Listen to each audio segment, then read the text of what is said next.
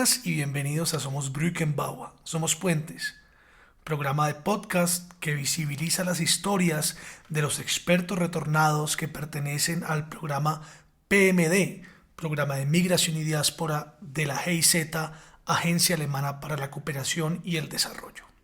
Hoy tenemos a Yamit Bermúdez, un experto retornado. En este momento está en el Valle del Cauca, está en Cali.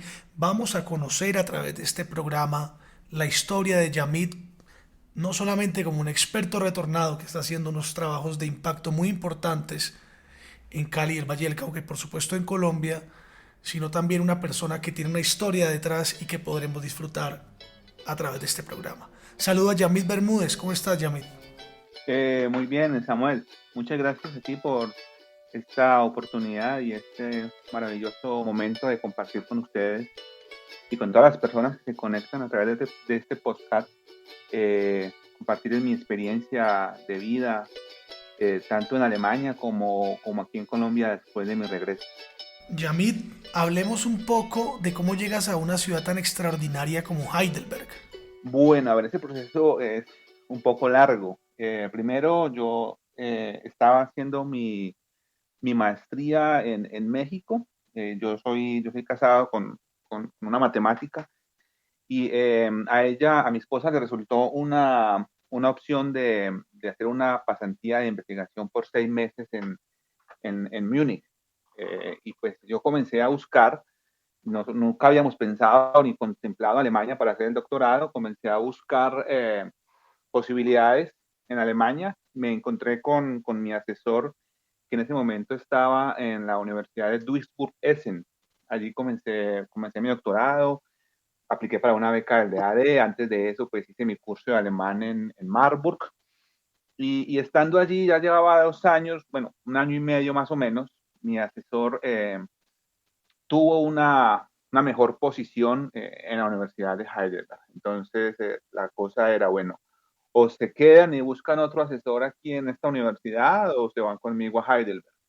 Y bueno, pues naturalmente ya habíamos empezado el doctorado y no estábamos en posición de buscar otro asesor y decidimos, aunque mi esposa ya había empezado el doctorado en Bochum, decidimos migrar todos un poco más hacia el sur y pues así llegamos a Heidelberg. ¿Cuáles son esas primeras impresiones de Heidelberg, de Yamit? A ver, Heidelberg es una ciudad muy, muy bonita. Eh, Tengo entendido que esa ciudad nunca fue destruida durante la Segunda Guerra Mundial porque pues había ciertos aspectos ahí de los aliados hacia Heidelberg. Y me pareció pues primero el castillo, las calles, toda esta historia de la ciudad, de la universidad, de ser una de las universidades más viejas de Europa. Era como emocionante pensar que por ciertos lugares habían transitado filósofos muy, muy importantes eh, de la historia de la filosofía. Eh, para mí fue algo maravilloso, pues, conocer la historia del castillo, de todo lo que se forja alrededor del río. Eh, Fue algo pues muy, muy bonito. Me recordó mucho quizás mi estancia en Marburg haciendo el curso de alemán, porque pues más o menos, aunque Marburg es más pequeño, también es una ciudad con unas calles muy bonitas y con su castillo en la montaña. Entonces me recordó mucho ese momento maravilloso que pasé también en Marburg cuando estaba haciendo mi curso de alemán. Llegas a Alemania con tu esposa. ¿Cómo empiezan a crear una vida social ustedes? ¿Cómo se incorporan a la cultura alemana? Bueno, a ver, primero, pues cuando estuvimos en Múnich, pues éramos básicamente ella y yo, no conocíamos muchas personas. Ahí conocimos pues Alemania caminando por el English Garden, pero ya después, cuando ya nos establecemos en Essen, es que comenzamos a conocer más personas, digamos, de habla alemana, buscando perfeccionar el idioma alemán. Uno siempre, digamos, en ciertas universidades están estos tándems, que son personas que quieren aprender español uno pues los busca, entonces uno sale a un café y pues habla una hora con ellos en español, otra hora con ellos en alemán. Y en esta búsqueda también conocimos una pareja de personas mayores. Él ya pues falleció lamentablemente el año pasado. Él era profesor jubilado en la Universidad de Berlín, pero su esposa había estudiado idiomas y nunca, pues, nunca ejerció porque se dedicó a la familia. Entonces ya después, cuando ella estaba, pues, digamos, en avanzada edad, ofrecía un curso de conversación en la Universidad de Bochum, donde estudiaba mi esposa, y nosotros íbamos a conversar allá con ellos y por alguna razón, de todos los que íbamos a conversar, nosotros fuimos los que más le caímos en gracia a ella y pues nos acogió siempre, muchas navidades, nos invitaba a su casa, compartíamos y a través de esa familia conocimos pues la cultura alemana, la familia alemana en su día a día y fue algo pues maravilloso haber conocido a este par de personas porque nos permitieron eh, conocer o reconocer, digamos, a los alemanes más cerca. Si bien existe esa tendencia a pensar que el alemán es una persona fría, una vez te abren las puertas de su casa, son muy buenos amigos. Eso lo pude vivir yo con esta familia que en particular todavía tenemos muy buenos lazos, nos escribimos, nos llamamos. Ya el señor falleció, pero aún con la señora Plasman todavía, digamos, mantenemos contacto. Los números son un lenguaje universal. Los mismos números de Alemania son los mismos números en Colombia. Existen otras culturas, como en Asia, donde los números sí se representan de otras formas y sería imposible para nosotros reconocer qué significan esos números. ¿Cómo es para un matemático entrar a estudiar un doctorado en Alemania? ¿Son menos las limitaciones ya que es un lenguaje universal que las que podría tener una persona que está aprendiendo el alemán y tiene que estudiar filosofía o antropología o ciencias sociales? Yo creo que eso depende mucho de la escuela donde uno llegue. Eh, yo llegué a la escuela de Duisburg-Essen, donde había un grupo bastante grande de postdocs, de estudiantes de doctorado, y pues por norma general los seminarios y todo se hacía en inglés. Después cuando nos fuimos a Heidelberg también era un departamento de matemáticas también bastante internacional y pues yo creo que en ese sentido no se complicó mucho, digamos, el poder aprender matemáticas eh, digamos, en Alemania, ¿sí? Pero, por ejemplo, para mi esposa, que sí llegó a un grupo más pequeño, desde el principio, digamos que su asesor le dijo, bueno, usted vino aquí a aprender alemán también, entonces, a pesar de que todos hablaban inglés, les prohibió a todos de que le hablaran a ella en inglés para que forzarla a ella a aprender alemán. Y ella aprendió alemán, aprendió matemáticas en alemán, y pues a pesar de que tú dices, o como tú dices, es un lenguaje universal, entonces los términos pueden ser muy parecidos al inglés y las cosas son muy parecidas. Otro cuento es como tú dices, si estuviera estudiando derecho o filosofía, pero se puede uno integrar fácilmente independiente de si lo va a ver en inglés, como fue mi caso, o si lo va a estudiar en alemán, como fue mi esposa. Esta es la primera vez en mi vida que voy a hacer esta pregunta, pero me acaba de surgir y me gustaría que me la respondas en alemán y va a ser muy sencillo. ¿Cuál es el número preferido de Yamit? ¿Y por qué? El y por qué sí lo podemos decir en español, pero ¿cuál es el número preferido de Yamit? Hmm, Compliziert. Ah, Zwei. El 2 tiene unas particularidades, es el único número par primo. Eh, el 2 es, bueno, los computadores funcionan en binario, entonces es básicamente todo en base 2. Me encanta la paridad, me encanta la simetría, todo lo que sea par. Yo veo una cosa como que las cosas que son impares como que no me permiten hacer simetría, entonces el 2 me permite hacer, y todo lo que sea par, múltiplo de 2 es como tener esa simetría, para mí es muy bonito y no sé, el 2 me encanta. ¿Cómo es tener un hijo en el exterior? ¿Cuáles son esos desafíos, retos y también esas facilidades? Pues a ver, desafíos y retos. Es difícil, porque estábamos solos. Uno generalmente en Colombia tiene la familia que pues está ahí al lado, lo cuida a uno, cuida pues, a la mujer, a la esposa, o están al pendiente del niño. Nosotros no teníamos esa facilidad y pues tuvimos que, o sea, yo siempre digo que admiro mucho a mi esposa porque los primeros meses del niño, ella lo cuidaba de día y estudiaba de noche. Cuando un momento que yo tenía que estar mucho tiempo en Heidelberg y ya estábamos en Bochum, entonces yo iba cada 8 días. Y eso pues, si hubiéramos tenido la familia, eso hubiera sido mucho más fácil. Eh, pero, pero pues tiene sus cosas, tener un hijo en Alemania. De hecho, hay muchas anécdotas alrededor de cuando él nació. Por ejemplo, nos sorprendió mucho que tenía 15 días de nacido y nos llegó una carta de la alcaldía de la ciudad de Heidelberg, donde decía que teníamos que sacarle pasaporte y visa al niño porque ya iba a quedar como ilegal. Entonces nosotros dijimos, ¿cómo? Un niño de 15 días de nacido. Son muchas cosas que uno aprende que son diferentes, otras que son iguales. Y eso, por ejemplo, de que existe en Colombia, que la cuarentena de la mujer, eso no existe en Alemania. En Alemania antes le dicen, vaya, camine lo más pronto posible para que no se quede en la casa. Bueno, un montón de cosas que son diferentes. Yamit, ¿cómo se financiaban durante esta época con el reto no solo de sostenerse ustedes, sino de sostener una nueva vida?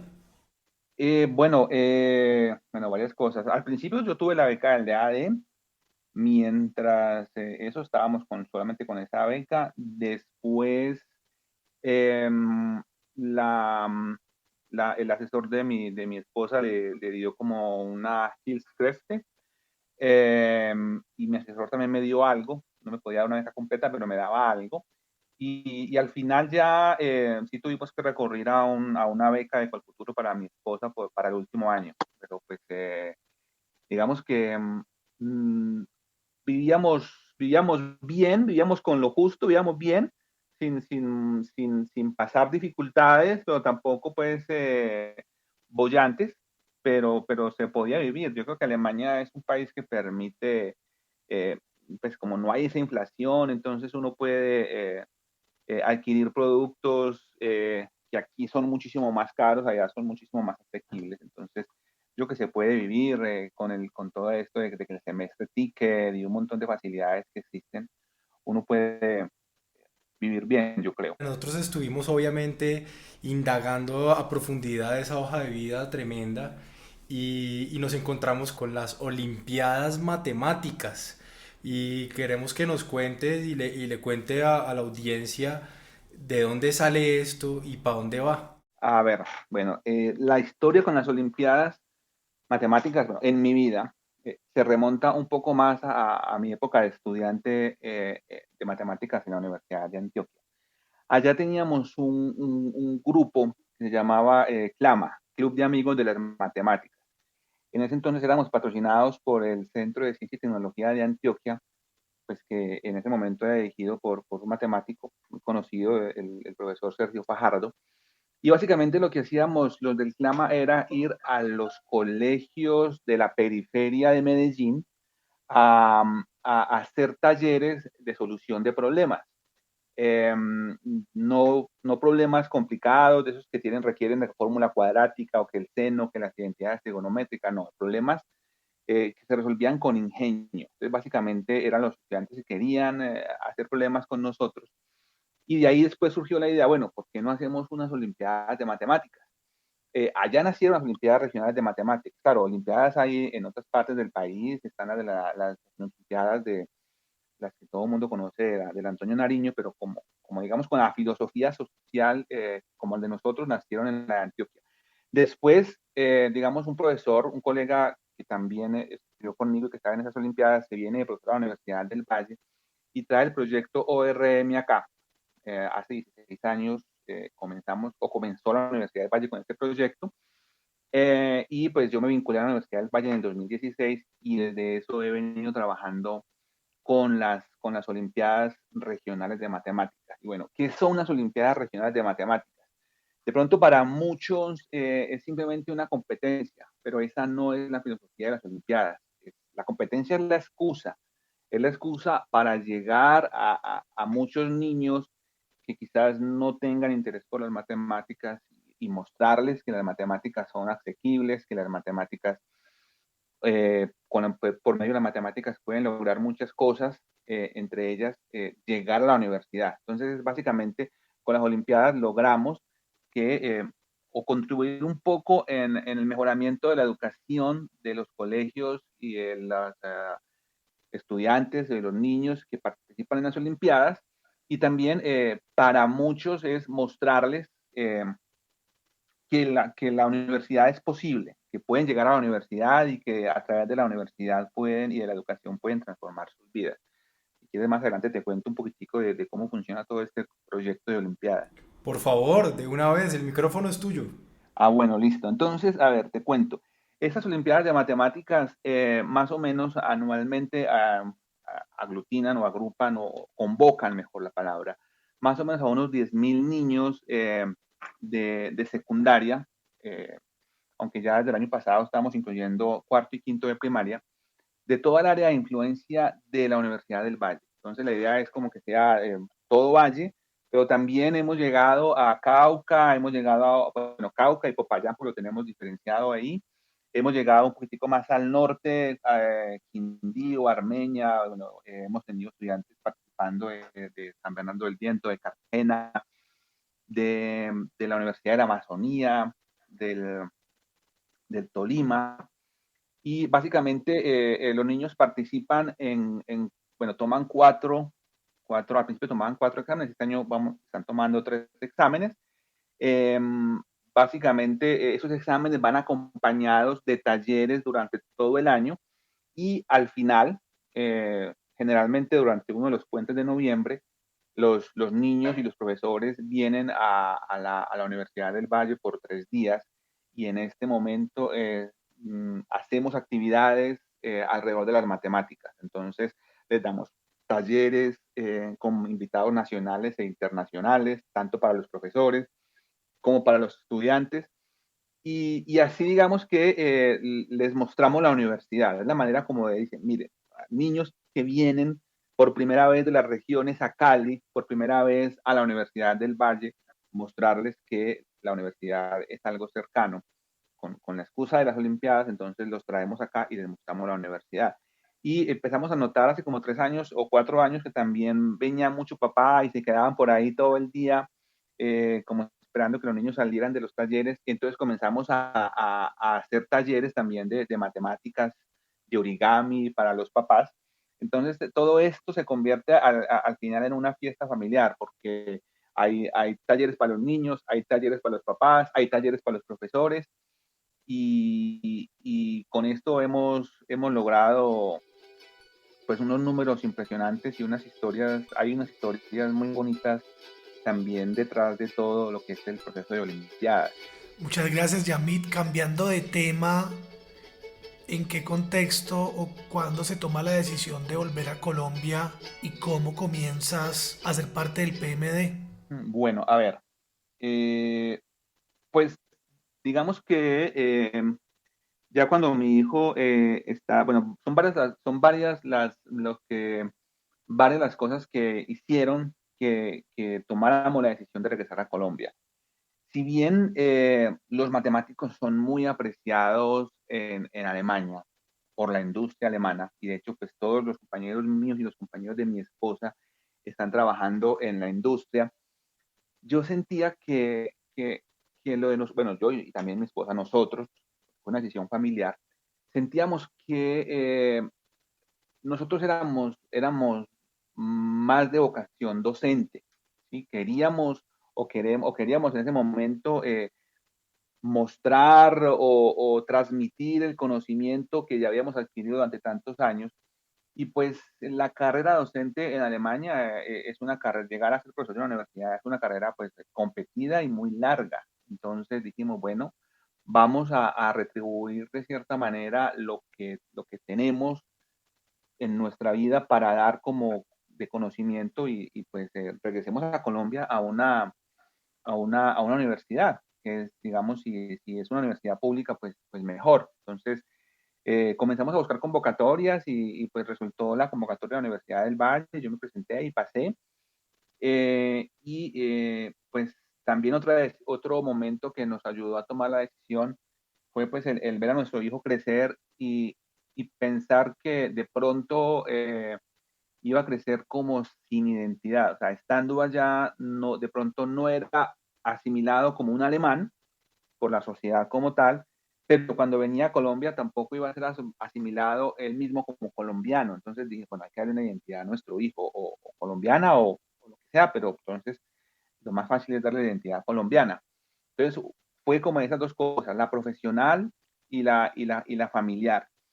Y yo no recuerdo, yo creo que a mí me llegó la información del GIZ, de un taller que había en Bonn, pues nos inscribimos los dos, ahí tuvimos la fortuna de conocer a Mónica y de conocer incluso a otros Simler, eh, que ahora están en muchas partes de Colombia trabajando.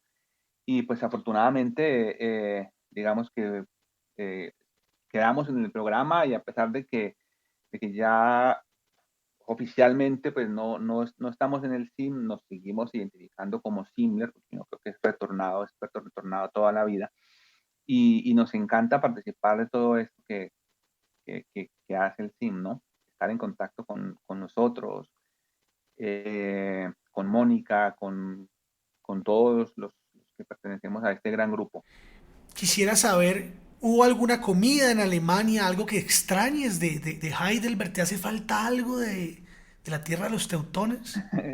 Sí, claro, pues muchas cosas. Sí, todo el mundo dice las salchichas, o sea, y yo no soy muy cervecero, pero también me gustaba, digamos, tomar cerveza, eh, los pretzels, eh, estos cosas que se hacían, kartoffelrosti, y un montón de preparaciones que se hacían con papa. No sé por qué me encantan esas cosas. Bueno, yo me acuerdo que vendían unas, unos sobres como grandes de unas papas fritas como holandesas, que aquí por mucho que uno intente no consigue como por el tipo de papa supongo, ese sabor crocante en esas papitas. Digamos que son de las comidas que uno dice, uy, qué rico comerme una de esas. Entendiendo filosóficamente las matemáticas como desde la que tú decías, lo par, impar, la individualidad y lo colectivo, ¿tú podrías señalar o decirnos si existe una relación entre la sociedad alemana como una sociedad más colectiva y la sociedad colombiana como una sociedad más individualista, o no existen estos paralelos o comparaciones? Yo creo que sí. Eh, yo creo que sí, o sea, porque alguien me explicaba la otra vez que Alemania funcionaba como una red